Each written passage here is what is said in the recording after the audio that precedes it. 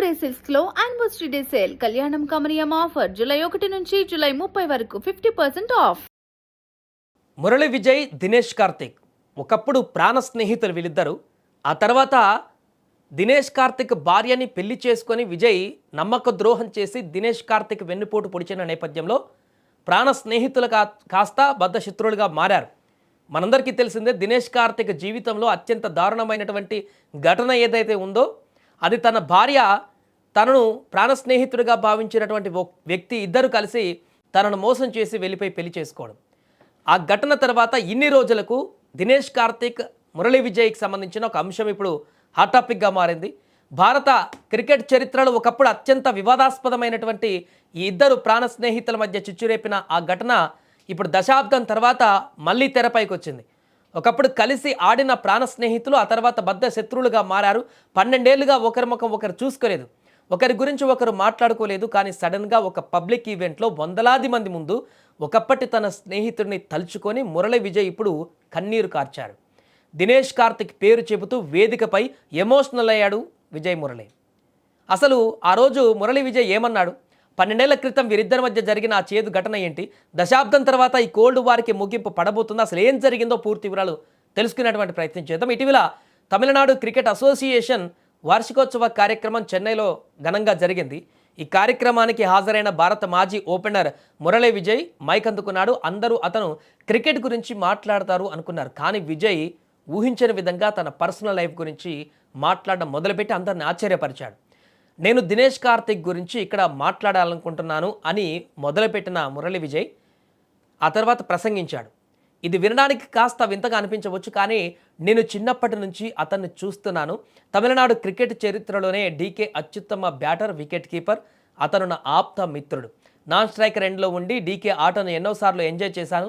తన నాలెడ్జ్తో నాకు ఎంతో హెల్ప్ చేశాడు. అందుకు నేను ఇప్పుడు అతనికి ధన్యవాదాలు చెప్పాలనుకుంటున్నాను అంటూ మురళి విజయ్ కన్నీళ్లు పెట్టుకున్నాడు. అక్కడ దశాబ్ద కాలంగా తన మనసులో దాచుకున్న బాధను, స్నేహితుడిపైన ఉన్న గౌరవాన్ని ఆ కన్నీళ్ల రూపంలో ఇప్పుడు బయట పెట్టినట్టుగా కనపడుతుంది. అసలు విజయ్ ఎందుకంత ఎమోషనల్ అయ్యాడంటే 2012 సంవత్సరానికి ఒకసారి మనం వెళ్ళాలి. తమిళనాడు జట్టుకు, ఆ తర్వాత భారత జట్టుకు కలిసి ఆడిన డీకే, విజయ్ ఇద్దరు అత్యంత ప్రాణ స్నేహితులు. కానీ వీరి జీవితంలోకి నిఖితా వంజారా అనేటువంటి రూపంలో తుఫాన్ వచ్చేసింది. దినేష్ కార్తిక్ మొదటి భార్య అయినటువంటి నిఖిత మురళి విజయ్తో సన్నిహితంగా మెలిగింది. ఈ విషయం తెలుసుకున్న దినేష్ కార్తిక్ 2012లో నిఖితాకు విడాకులు ఇచ్చాడు. ఆ వెంటనే మురళి విజయ్ ఆమెను వివాహం చేసుకున్నాడు. ఈ ఘటన అప్పట్లో భారత క్రీడా వర్గాలలో అతిపెద్ద దుమారం రేపింది. ఒక ప్రాణ స్నేహితుడు ఇలా వెన్నుపోటు పొడిచాడన్నటువంటి బాధతో దినేష్ కార్తిక్ తీవ్ర డిప్రెషన్లోకి వెళ్ళిపోయాడు ఆ సంవత్సరంలో. అప్పటి నుంచి ఇద్దరి మధ్య మాటలు లేవు. ఆఖరికి తమిళనాడు ప్రీమియర్ లీగ్ మ్యాచ్లు జరుగుతున్నప్పుడు కూడా మురళి విజయ్ బౌండరీ లైన్ దగ్గర ఫీల్డింగ్ చేస్తుంటే స్టేడియంలోకి ప్రేక్షకులు డీకే డీకే అని నినాదాలు చేస్తూ విజయ్ని మానసికంగా దెబ్బతీసిన సందర్భాలు కూడా అప్పుడు కనిపించాయి. సో ఆ చేదు అనుభవం తర్వాత దినేష్ కార్తిక్ ఫినిక్స్ పక్షిలా పైకి లేచాడు. భారత స్క్వాష్ క్రీడాకారిణి దీపిక పల్లికల్ను 2015లో వివాహం చేసుకుని పర్సనల్ లైఫ్ను సెట్ చేసుకున్నాడు. ఆ తర్వాత నిదాహాస్ ట్రోఫీ ఫైనల్లో కొట్టిన ఆ సిక్సర్, ఐపీఎల్లో ఆర్సీబీ తరపున ఒక బెస్ట్ ఫినిషర్గా అతను చేసిన అద్భుతాలు అందరికీ తెలిసిందే. తనను మోసం చేసిన వాళ్ళ ముందు తల ఎత్తుకొని బతికి చూపించాడు దినేష్ కార్తిక్. మరోవైపు మురళి విజయ్ టెస్టులో టీమిండియాకు ఓపెనర్గా కొన్ని అద్భుతమైన విజయాలు అందించినప్పటికీ నెమ్మదిగా ఫామ్ కోల్పోయి క్రికెట్కు దూరం అయ్యాడు. రిటైర్మెంట్ తర్వాత పెద్దగా బయటెక్కడా కూడా కనిపించలేదు. గతం కాలం అన్ని గాయాలను మానుపుతుంది అనడానికి మురళి విజయ్ స్పీచ్ ఒక ఉదాహరణ.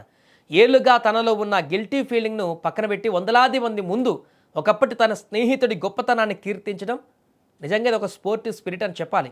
క్రీడాభిమానులు కూడా విజయ్ చూపించిన ఈ పరిణితిని అభినందిస్తారా, లేక అతను చేసిన మోసానికి ఇంకా చీ అంటారా? విజయ్ చేసిన ఎమోషనల్ కామెంట్స్ పైన దినేష్ కార్తిక్ ఎలా స్పందించలేదు, ఇప్పటివరకు స్పందించలేదు. ఒకవేళ డీకే కూడా పాత విషయాలను మర్చిపోయి విజయ్ను క్షమిస్తే క్రికెట్ చరిత్రలో ఇదొక డిఫరెంట్ యాంగిల్ అవుతుంది. మరి మురళి విజయ్ చేసిన కామెంట్స్ పైన మీ అభిప్రాయం ఏంటో కూడా కామెంట్ చేయండి. Then I got to talk about Dinesh Karthik. It might be little weird, but என்னோட childhoodலேருந்து நான் அவரை நான் பார்க்குறேன். One of the Tamil Nadu's best cricketer, I think batsman, keeper ever அப்படின்னு நான் ஃபீல் பண்ணுறேன். Is a dynamic personality, dear friend. But I enjoyed him as a fan because நான் நான் ஸ்ட்ரைக்கர் எண்டில் நிறைய தடவை ஆடியிருக்கேன். I have not seen anybody play like him. He's a fantastic cricketer. He's helped me a lot without his knowledge, and I really want to thank him for that now.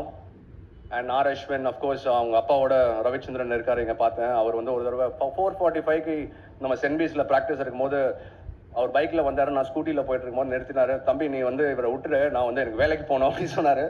I watch Ashwin. I always thought ஏதோ அவன் பண்ணுவான் அப்படின்னு எப்போதுமே தோணிட்டே இருந்தது. ஏன்னா அவன் eagerness காமிச்சாரு, cricket மேலே ஒரு வெறி இருந்துச்சு, plus he wants to learn the game and improve himself. So that was a great quality to have. All the youngsters listening is a great role model. And Abhinav Mukund இப்போ